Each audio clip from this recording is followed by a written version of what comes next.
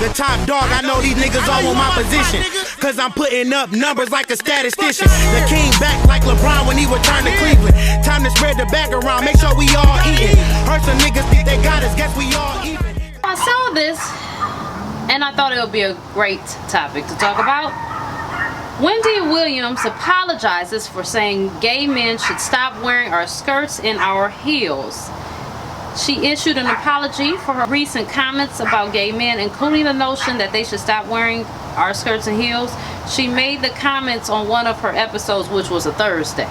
So it was a Thursday last week that passed. She was talking about Galentine's Day, and she apologizes in the video. So let's watch her apology, and then we're going to talk about it. Hi. I'll start by saying I apologize. I did not mean to offend my LGBTQ plus community. On yesterday's show. I did not realize until I got home and I watched the second running of our show here in New York. And I always watch, when I can, to critique my delivery or, you know, the cameras, the lights, the you know, the audience, the camera. Like, I'm very persnickety about how I do my show. And one thing that I can tell you right now is that I never do the show in a place of malice. I understand my platform with the community, from first grade to intermediate school to high school to college to radio and now to TV. And I didn't mean to hurt anybody's feelings. I'm just having a conversation. If you know me long enough, then you know. Bon vivant. I don't even know what that means, but it sounds fabulous. In my mind, it means live and let live. Bon vivant. And I live and let live every day. Life is too short. I'm 55 years old, and maybe I sounded like your auntie, your mother, your big sister, or somebody out of touch. I'm not out of touch, except for perhaps yesterday by saying what I said. So I deeply apologize, and I deeply appreciate the support that I get from the community. I will do better. I appreciate you supporting me. Thank you. Let's break this down. This is a lot of components to this. I love the LGBTQ community. I have some good friends for that community. They're beautiful people. Some of the most beautiful people that I have ever met. However, I've said this before and I'll say it again. Just because you love someone does not mean that you have to agree with everything that they do. Men that are gay, if they want to dress up like women, that's their business. That's their money. They can do whatever they want to do. They're not spending my money to do it. So I really don't have any say, so it doesn't bother me that much. Traditionally, I feel that heels and dresses and stuff is for women. Traditionally, yes, but can we tell people what to wear? No. But should we be forced to apologize for our opinions? No, because I don't know why opinions have become hate. It does depend on the delivery too now. Sometimes people's delivery is hateful. But heels, let's be clear, your sexuality has nothing to do with the clothing that you wear. You could still be gay and dress like a man, just as well as you're a man and gay and dress like a woman. So one has nothing to do with the other. So I think if someone was to get offended by that, then they must be attaching the way that they dress and style themselves to their sexuality and who they choose to love. One has nothing to do with the other. I mean, whether you're running down the street in boxers or thong, if you like men, you like men. And same thing with women, whether they're running down the street with boxers and a thong.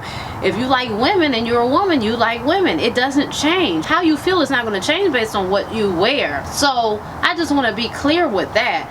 But overall, I mean, people can wear what the hell they want to wear as long as they're not using my money to do it. And I've said this when Alicia Keys said what she had to say about her son in that video. Me personally, whatever my child would want to do is fine with me when they're 18 and grown, but I'm not going to go to the store and buy dresses and heels for my son. That's not downing anybody who does whatever they want to do with their children, because guess what?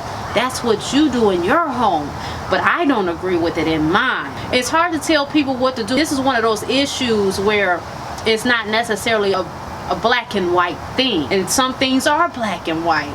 So you take a strong stance on some things, and some things just not serious enough to take a strong stance on. I could say for as me and my house, that's how I would run my house. That's how I run my house. Having a gay son wouldn't bother me. That's not an issue.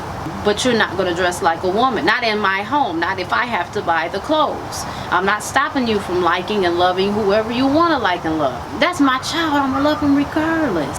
I was blessed enough to be given this child to be the gatekeeper and the caretaker of them. I don't own them. They were given to me to teach and protect until they're old enough to go out in the world and be on their own. I'm supposed to have them equipped, but I don't run them. Yes, you have to put rules on your kids. You can't let them run rampant. That's not what I'm saying, but sometimes we believe that we can control and dictate what our kids feel and do, and it doesn't work like that. And sometimes the more you push, the more pushback that you get. I know I got off a little on the beaten trail just to explain what I'm saying, but let's get to the meat and potatoes of this. We've got to stop this where we are forcing people to where they can't have an opinion.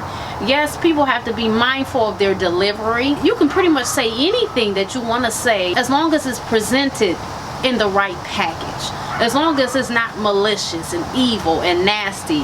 We have to be careful of our timing. Sometimes we've been learning this lately. Some things aren't appropriate to say depending on the time.